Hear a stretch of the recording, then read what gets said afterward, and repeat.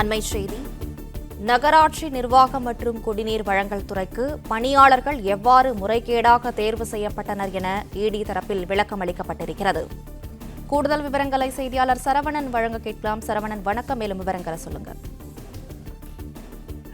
நகராட்சி நிர்வாகம் மற்றும் குடிநீர் வழங்கல் துறையில 2500க்கும் மேற்பட்டோர் தேர்வு செய்யப்பட்டதுல முறைகேடு நடந்திருக்கிறது. 35 லட்சத்திலிருந்து 25 லட்சம் வரை அதற்காக ஒவ்வொருவருக்கும் லஞ்சம் பெற்றிருக்கிறார்கள் என்று ஒரு கடிதத்தை அமலாக்கத்துறை டிஜிபிக்கு அனுப்பியிருந்ததாக நேற்றைய தினம் தகவல் வெளியானது. தொடர்ந்து இதற்கு குடிநீர் வழங்கல் மற்றும் நகராட்சி நிர்வாகத்தினுடைய அமைச்சர் கே நேரு இதுக்கு மறுப்பு தெரிவித்து இது நியாயமான முறையில் தான் இந்த தேர்வுகள் நடைபெற்றதாகவும் அவர் ஒரு விளக்கமும் அளித்திருந்தார். பல்வேறு கட்சி தலைவர்களும் இந்த விவகாரம் குறித்து விசாரணை நடத்தப்பட வேண்டும் என்று கோரிக்கை விடுத்திருந்த நிலையில டிஜிபிக்கு அனுப்பிய அந்த கடிதத்தோடு 232 பக்கங்கள் கொண்ட ஆவணங்கள் அனுப்பப்பட்டதாகவும் அமலாக்கத்துறை தரப்புல தெரிவிக்கப்பட்டிருந்தது. அந்த ஆவணங்களில் என்ன இருக்கிறது, இந்த முறைகேடு நடந்ததாக இடி குற்றச்சாட்டு நிலையில் அது எவ்வாறு நடைபெற்றது என்று அமலாக்கத்துறை இந்த அறிக்கையில் குறிப்பிட்டிருப்பதாகவும் அது குறித்த தகவலை அமலாக்கத்துறை வெளியிட்டிருக்கிறது.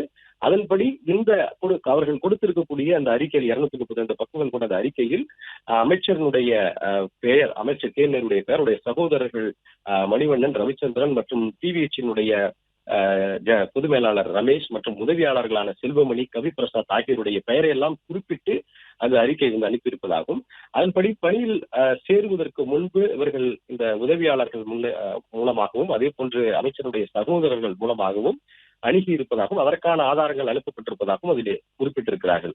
அது மட்டுமில்லாமல் இவருடைய செல்போன் உரையாடல்களை எல்லாம் எடுத்ததுல இந்த தேர்வு நடைபெற்று இந்த முடிவுகள் அறிவிக்கப்படுவதற்கு முன்னதாகவே இடைத்தரகர்கள் மூலமாக சில பெயர்கள் பரிந்துரை செய்யப்பட்டதாகவும் அமைச்சருடைய சகோதரர்கள் மூலமாக சில பெயர்கள் பரிந்துரை செய்யப்பட்டதாகவும் அந்த பெயர்களை எல்லாமே பட்டியலிட்டு அந்த தேர்வு முடிவுகள் வருவதற்கு முன்பாகவே அவர்கள் தேர்வு செய்யப்பட்டதற்கான ஆதாரங்கள் இருக்கிறது என்று அமலாக்கத்துறை தெரிவித்திருக்கிறது. அதில் குறிப்பாக தேர்வு முடிவுகள் வருவதற்கு முன்பே அவ்வாறு பரிந்துரை செய்யப்பட்ட நபர்கள் எல்லாம் அனுப்பிய குறுஞ்செய்தியில நன்றி தெரிவித்து அவர்கள் குறுஞ்செய்தி அனுப்பியிருக்கிறார்கள் என்றும் அதிலே குறிப்பிட்டிருக்கிறார்கள். அது மட்டுமல்லாமல் இதற்காக செயல்பட்ட இடைத்தரகர்கள் குறித்த சில ஆவணங்களையும் அனுப்பியிருப்பதாக அமலாக்கத்துறை அதிலே குறிப்பிட்டிருக்கிறது. இந்த செல்போன் உரையாடல்களில் இருந்து பணம் இதற்காக கைமாறியதற்காக 10 ரூபாய் தாள்களை ஹவாலா பரிமாற்றத்திற்காக அந்த 10 ரூபாய் தாள்களை அவர்கள் ஒரு சங்கேத மொழியில் அவற்றை பரிமாறி கொண்டிருக்கிறார்கள் என்றும் அமலாக்கத்துறை குற்றம் சாட்டி இருக்கிறது.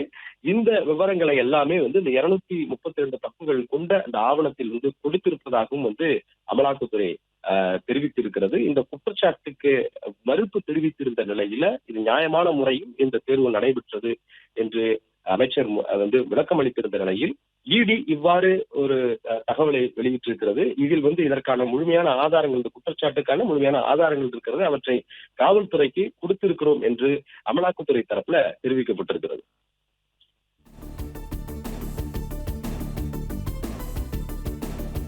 பிளே ஸ்டோர் மற்றும் ஆப் ஸ்டோரில் இருந்து பாலிமர் செயலியை QR கோடு மூலம் பதிவிறக்கம் செய்யுங்கள். செய்திகளை உடனுக்குடன் பெறுங்கள்.